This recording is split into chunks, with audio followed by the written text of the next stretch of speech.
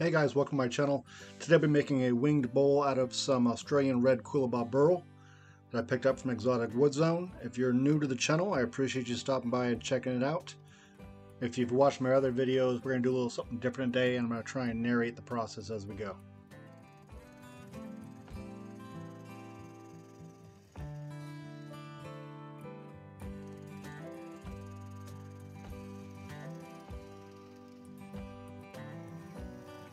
I always try to maximize the use of the burl. So I'm going to clean off the bottom here, get it nice and level, and then attach a waste block to be used as a tenon. For most woods and burls, I typically use Titebond 3 wood glue, let it set up for a couple hours, or in this case I believe I let it set up overnight and turn the next morning.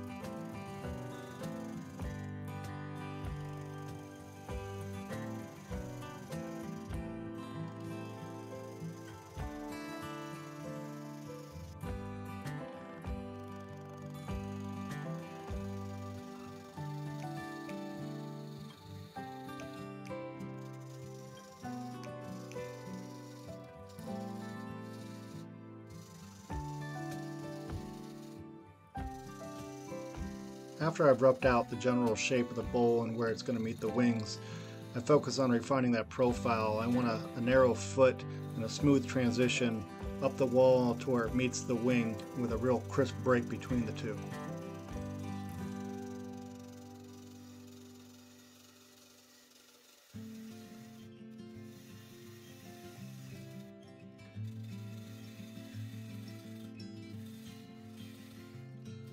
The mass of this burl really wasn't centered with the overall shape, so what I'm looking for here is to get an even amount of wing, or as much as possible, on both sides. So I'm refining that shape a little bit more, narrowing the diameter of the bottom of the bowl so I can have wing exposed all the way around.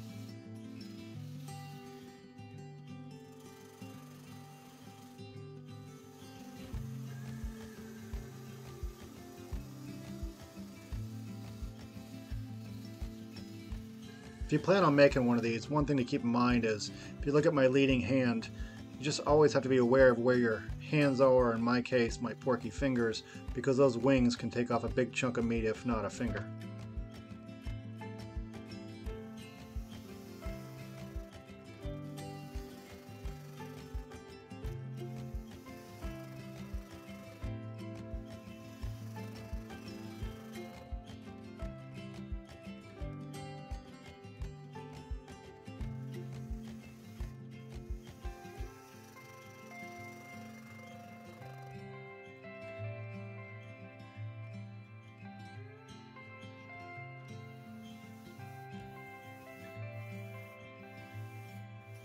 I did everyone the favor of editing out most of the sanding, but with most of my pieces I typically start with 180 grit Abernet up through 400, sometimes 600 depending on the piece.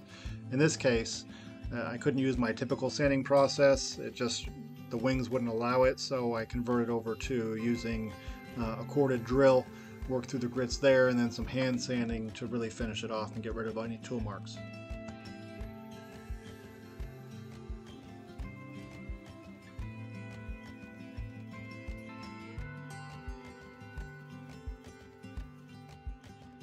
If you take a look at the face of this burl, when they harvested off the tree, they weren't being precise necessarily with a chainsaw.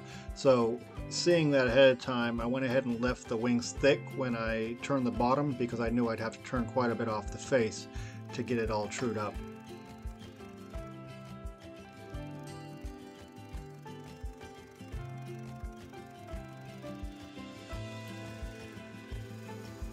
You don't really want to turn the center of the bowl necessarily. What I'm doing here is looking for at what depth do I start to get solid wood. So that will set as a gauge, and I can back up and work on the wings. The thinner those wings get, they're going to flex. and I want a real nice even surface, so I'm trying to leave as much meat in the center of the piece while I turn and establish the wing thickness, working from the outside in.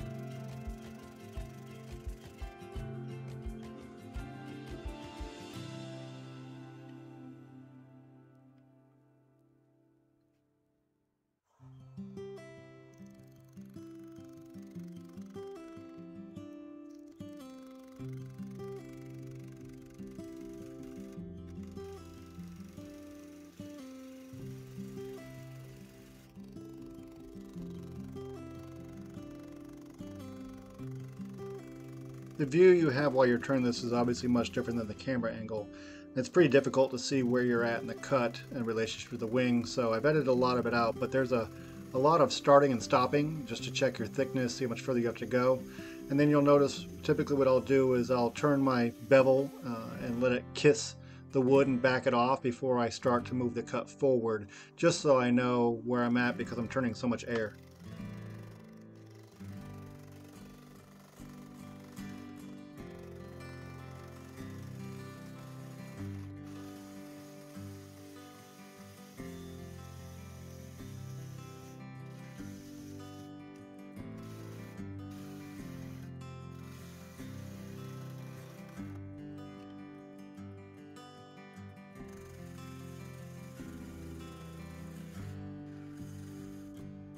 Getting pretty close to my desired wing thickness here, so you'll see a lot of just real light shear cuts just sneaking up on that final thickness. The last thing I want is to get a big catch right now.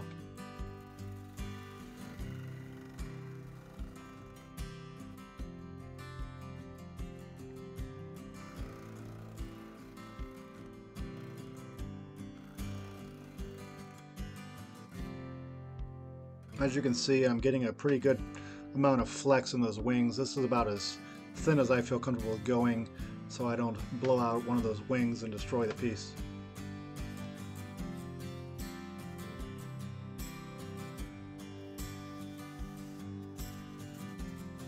Now I'm looking to decrease the diameter of the top of the bowl so that it matches the transition to the bottom of the bowl underneath the wings. You'll notice I keep dodging my head back and forth between the two, just really trying to make sure that they line up so it looks like the bowl's emerging from underneath through the wings up to the top. And then real light cuts to blend it into the rest of the wing. One of the tips I picked up somewhere, probably on YouTube, was to get that profile to match the top and the bottom. As it's turning, you look at the horizon, look at the top of the bowl, and just watch the horizon, and that'll give you a good viewpoint. From this camera angle, it's kind of hard to tell, but those two are pretty close.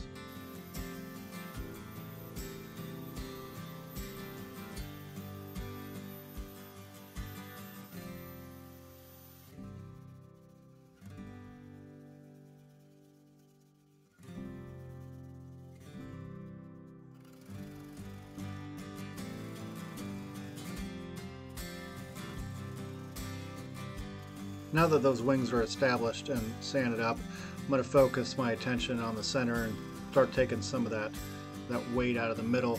I don't want to take too much out though, because I want to establish my wall thickness on the bowl. So I'm going to leave a good amount on the inside while I work towards that diameter for the wall thickness on the bowl itself.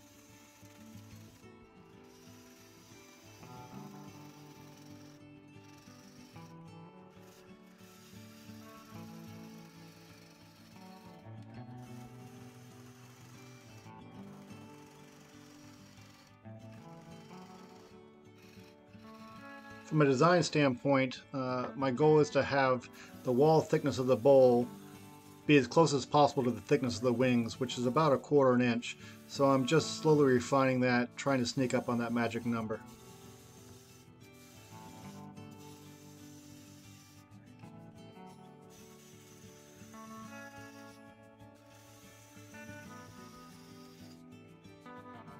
I want the bottom of the bowl to be the same thickness as the walls and the wings, so I'm using my homemade depth gauge here.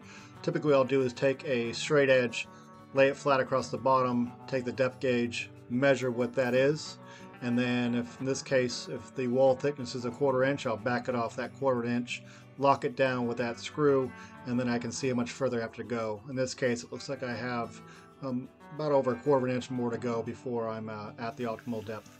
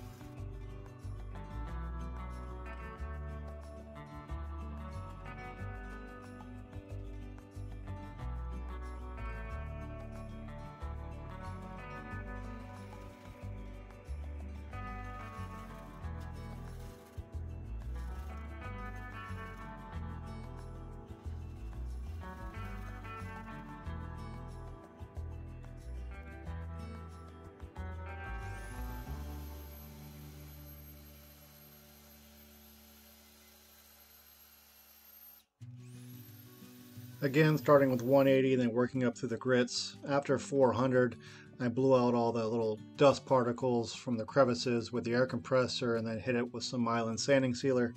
I'm going to use my vacuum chuck to reverse chuck this up and take that tenon off. And I found that without the sanding sealer on there, sometimes that vacuum chuck will mar the wood a little bit where it touches to the chuck.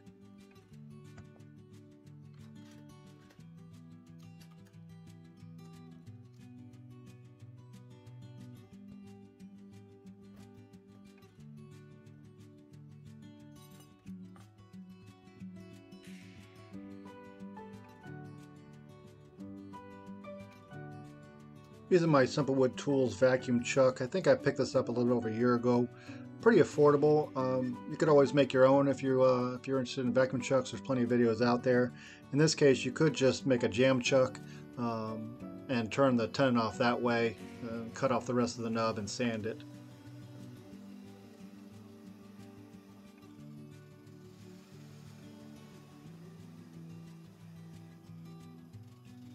This is the part of the project where I feel like the pucker factor goes to level 10.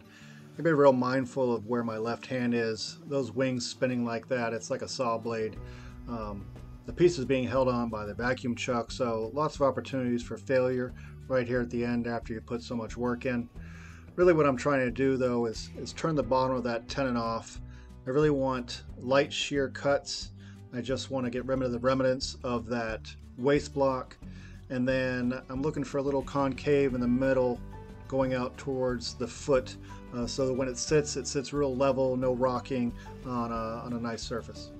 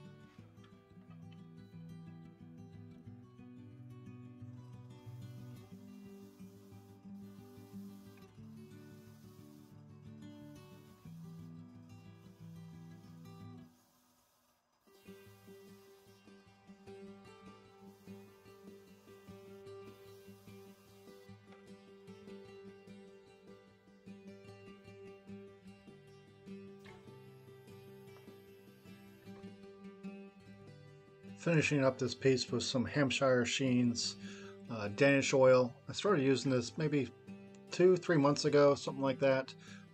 Ordered it from the Walnut Log. Real good stuff. I like the finish it gives. It's actually got a pleasant odor to it, and it's food safe.